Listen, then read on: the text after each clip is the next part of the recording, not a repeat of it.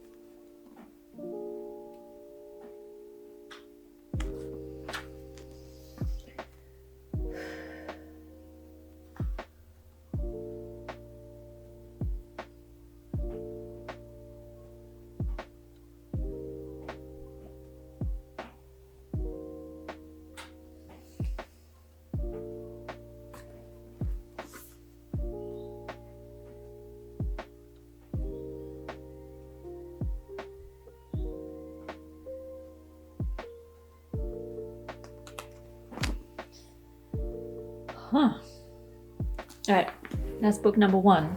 This definitely matched exactly the vibe that I thought it would match. It's very whimsical. It's like a little bit funny, like it has little moments that are definitely humorous, but overall it's just very poetic and very larger than life and very magical feeling. So I think this is 1 out of 1 books read so far, but this one is in the lead. That feels so dumb to say, but I have a feeling that this is going to potentially be a winner overall, unless something very drastic happens with the other books. So let's see what we find from the rest of the books. Okay, next up we have Alias Grace by Margaret Atwood. I've definitely read a few of Margaret Atwood's works before. I've read The Blind Assassin, The Handmaid's Tale, something else I think that I can't remember the title of. I know also that I have started reading this book in the past. I have like a few annotations on the first few chapters. I wrote little things of like, what the date is when I was reading a particular chapter and like what I was eating or drinking at the time, just to get like a sense of atmosphere, so that when I look back through it, I could get like a sense of where and when I was when I was reading the book. Every time I open this book and see that on the first page, I think that I want to do it again, and maybe I will. In terms of any of the content or the genre, I don't think this actually matches the vibe of what I'm looking for this summer. I think I've genuinely only chosen it because the cover, this particular cover, is orange, but we'll see how we go. Whew.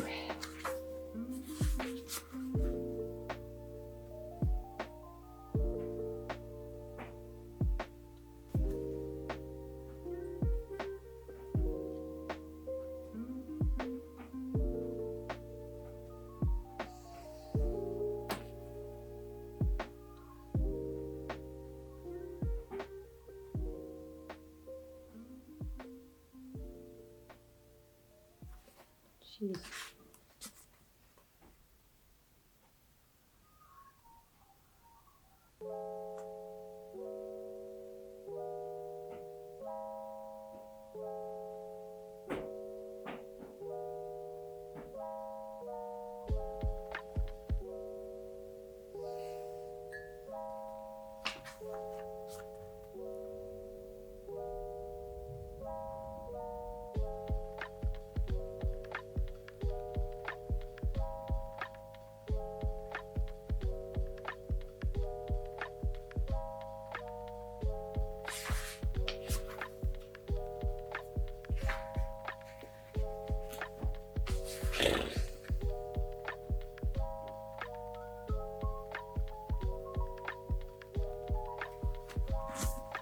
Alright, that'll do. That was 2 chapters. The 2 chapters that I just read, I've definitely read before and I do vaguely remember. Plus I've got notes in there reminding me of what happened last time I read it. I do find it really interesting. I love the style. I've forgotten the name of it, but I will flash it around somewhere for that style where you basically have like clippings and letters and mixed media kind of combined into one novel. So I am really curious to read it, and I do really want to read it at some point. So maybe I'll take this as an opportunity to read it for summer, but I don't know if it's going to be a winner just because I don't know that it quite matches what I want to be reading right now. So we'll see. Oh no, we're getting messy over here. I'm gonna spill tea everywhere or something. Okay. Bloop. Third book on the list is A Case of Exploding Mangoes by Mohammed Hanif. This book is actually already featured in one of my previous videos because I bought it at a charity book swap for the Indigenous Literacy Foundation, which was hosted by a fellow booktuber in Melbourne at the time. And this would have been part of the haul that I did after attending that book swap. At the time, I bought it because I was intrigued by the cover and also the blurb, which is also the same reason why I've chosen it to try and read now. I'm a bit torn because on the one hand, it's got that little sort of tongue-in-cheek kind of humor to it, which is definitely something I look for when I'm reading books in summer, as well as the kind of surrealist vibe as well that seems to be coming from this book. But I also know that it's very sort of war and plane heavy, so I'm not sure. It could be a mixed bag. I'm curious to try out a chapter and see which side of that coin comes out more, if it's more war-based or if it is more sort of surrealist and funny. That's what this challenge is all about. So let's see. Ooh, this is an interesting one. Okay. I opened it and immediately discovered a small problem because this book has a prologue before the chapters start, which I can already tell is a very different style to the actual book. So what I might do, which is probably a little bit funky, is I'm going to read the chapter for this, and then if I do decide to actually add it to my TBR, then I'll go back and read the prologue and stuff properly.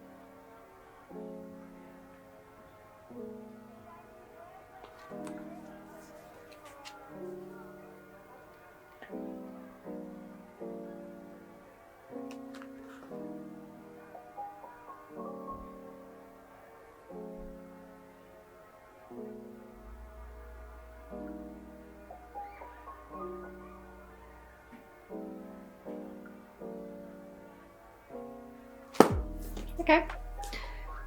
That was unexpected. I'm glad that I chose to read the chapter instead of the prologue because they're definitely very different styles of writing, and reading the chapter gave me a better idea of what I'd be in for if I chose to read the whole book. It's definitely very tongue-in-cheek humor. It might be a little bit too war-based for me, but it definitely was more entertaining to read than I expected it to, so it's a positive maybe. Alrighty, 2 books left. Let's go. Next book on my list is Chai Time at Cinnamon Gardens by Shankari Chandran. I don't know a lot about it. I know that it's set in a nursing home in Sydney, and according to the little blurb right at the end here, it says Chai Time at Cinnamon Gardens is about family and memory, community and race, but is ultimately a love letter to storytelling and how our stories shape who we are. That's all I know about it. So let's read a chapter and see if we learn any more about it and whether we feel like reading it. Oh, this one has a prologue as well. Okay. We'll do the same thing. We'll skip the prologue for now. We'll deal with the prologue later. Oh, it's going to shift time zones. How fun.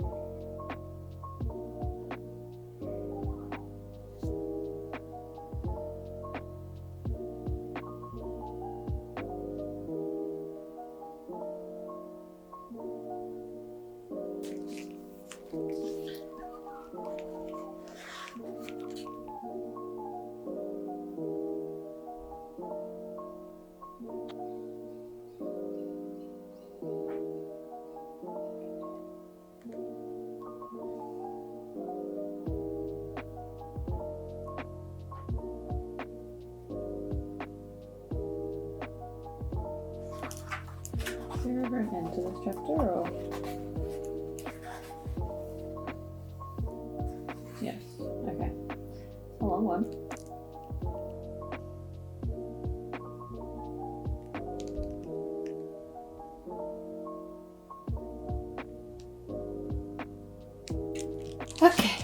Okay, I didn't quite finish a full chapter because the chapters are really long, but I read like 3 sections, which was a good start. There's always something about Australian fiction that I honestly can't quite get behind. I think it's just, it always feels a little jarring to me when I read about places that I know.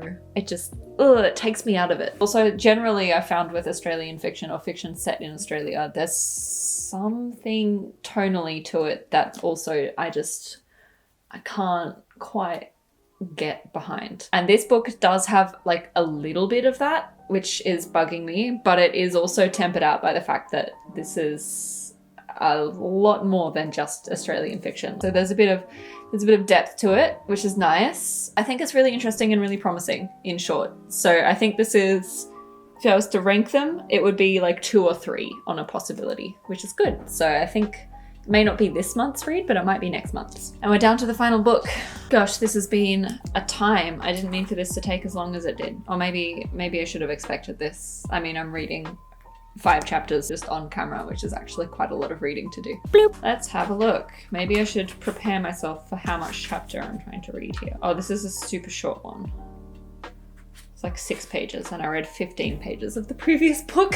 This is all over the place. Bloop. This book, I'm pretty sure, like 90 to maybe even like 99% sure, that is not actually going to be the vibe I want. I pretty much only picked it because it has the word bee in the title. And I think also because, I don't know why, but I do tend to read books that are set in, this is quite a broad area that I'm about to list, but books that are set in like the Mediterranean, the Middle East, or in like India, Pakistan surrounds. I don't know why. I think it's a weather thing. I just want to read a book that is set somewhere that I associate with being warm, even though I know it's not always warm. But that's what I go for, and I think that is part of the reason why I chose this book, even though I know that in terms of genre and tone, it's probably not actually going to match what I want. But I'm going to read a chapter, and I'm gonna see what I think anyway. No, it's okay. Yeah, it's okay. You don't need to get grumbly. I literally looked at the first sentence and remembered that I have actually already read the first chapter of this, and that was what actually gave me the idea to do this whole video. So this is kind of a bit of a waste of time rereading it, but I'm going to do it anyway just to remind myself and to keep it as part of the video.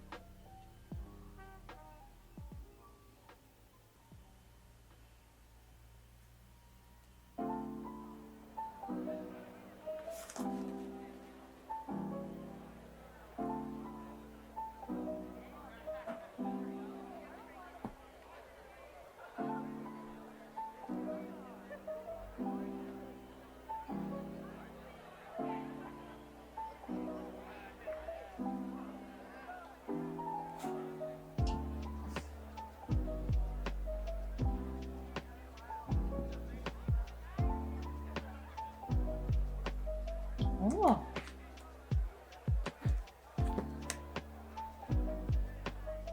Wait, does that mean the chapter keeps going?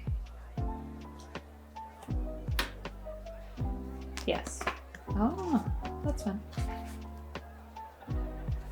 Oh, that's really cool.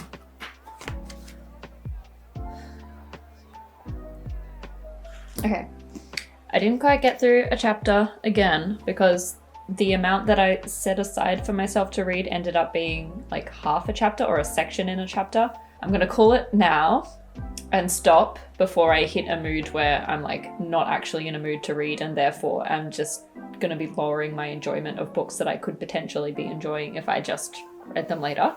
I think I've seen enough from all of these 5 books to kind of know how I feel about them and which ones I want to add to my TBR. So let's pause the camera, reset a little bit, and I'll go through my final thoughts on the 5 books.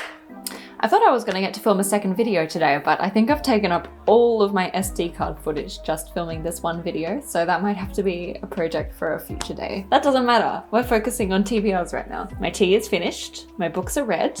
I don't know why I did this, but I've ranked them in order of how much they match the mood that I want to be going for and reading right now. So number 1 was number 1 out of 1 when I first read it, and it is now number 1 out of 5. The Enchantress of Florence. This one is, I think, exactly what I want. So I'm going to add this to my January TBR. It had a really whimsical, surrealist feel to it. Next most, even though I read the least of it, is The Beekeeper of Aleppo. This one, again, the writing is just, I think it's just the fact that the writing matches it the most. Like, they're really short, simple sentences, but they're really evocative, and that is the kind of vibe that I'm going for. So that is going onto my TBR for February. Next up, surprisingly for me, honestly, I didn't expect to be ranking this book where I am, but is Chai Time at Cinnamon Gardens. Much more contemporary than I typically like. Like, I'm not 100% drawn to it, but I think it has some other elements to it that are feeling a bit more promising and that are intriguing me enough to add it to my February TBR. Then the books that unfortunately didn't make the cut, we have A Case of Exploding Mangoes. This one definitely, I think the war and a little bit of the language